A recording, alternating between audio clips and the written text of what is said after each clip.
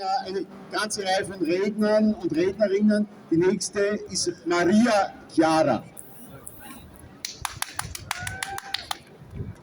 Thank you, Sally. This is a text that a Palestinian woman living in Milan wrote when she went back to Haifa.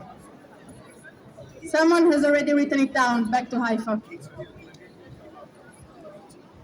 We belong to this earth and she belongs to us.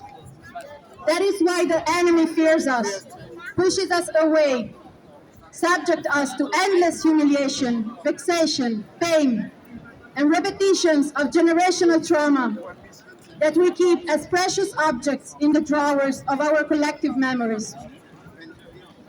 If they treat us like this, it's because they're scared of us. We try to comfort each other in trying to overcome the agonies imposed by the infamous racist military occupation system. Once the checks and interrogators are over, "Are you sure his father is not Palestinian?" asks in an accusing and frightened tone the interrogator. Someone used to say that our whole cause and struggle is summarized in the sole objective of declaring our nationality. Those who haven't lived the experience of exile and military occupation cannot understand what it means to never be able to declare yourself for what you are, Palestinian.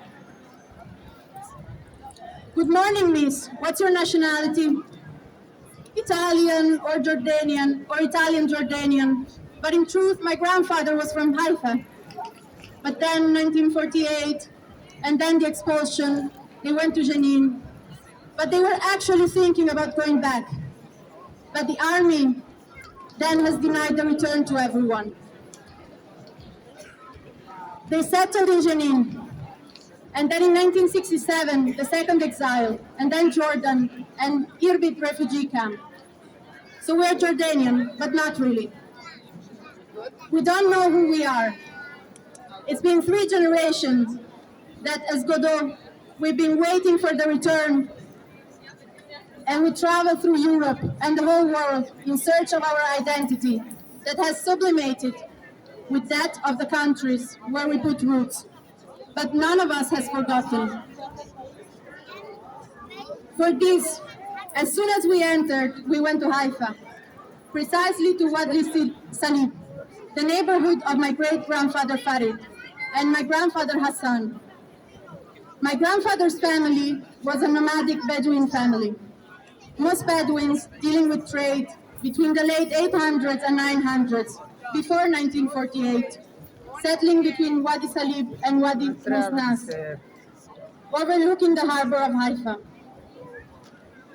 Ever since Haifa was cleared of the Palestinian presence, it has become a European city with skyscrapers and architecture similar to any other city in the old continent. But here, in Wadi Salib, the mark of our presence remained. A painful sign, even today, after 74 years, houses and buildings bear the signs of the Nakba heritage. The buildings are injured, abandoned, raped. Time has stopped in Wadi Salib, with cement on windows to prevent Palestinians from returning home. In Wadi Salib, you can breathe the air of how we were before the enemies arrived. The wounds are open here.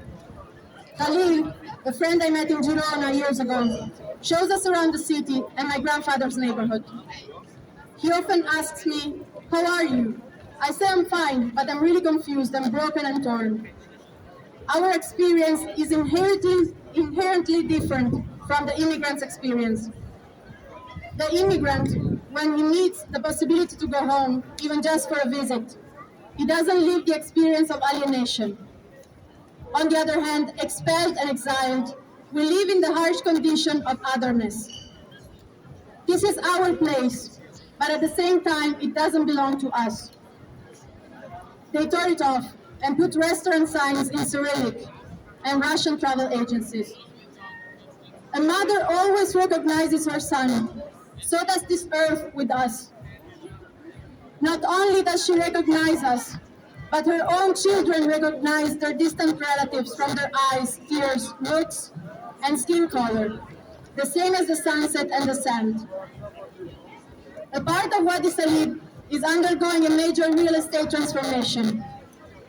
They tear down Palestinian structures and build social housing or residences for artists so that they erase memory of Palestinians.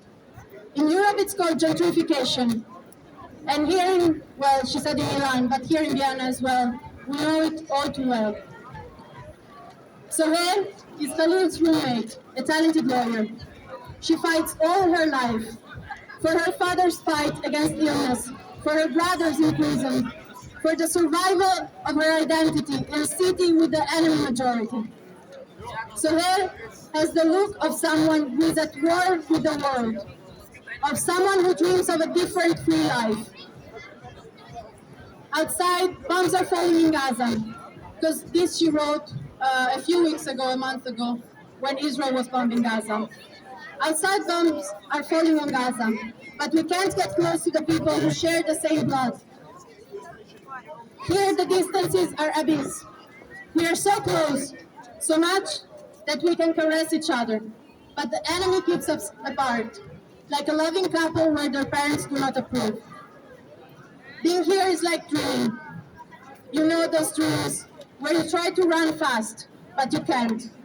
And the more you try, the slower and heavier you are. This is what occupation is like with us. Sohail years ago stole Palestinian bricks from a building site in Wadi Salib, belonging to old houses destroyed to make way for Western modernity. Sohail decided to give me one, with a promise to take it to my dad and keep it safe at our home in Italy. When we all live here together again, we will put it in your house.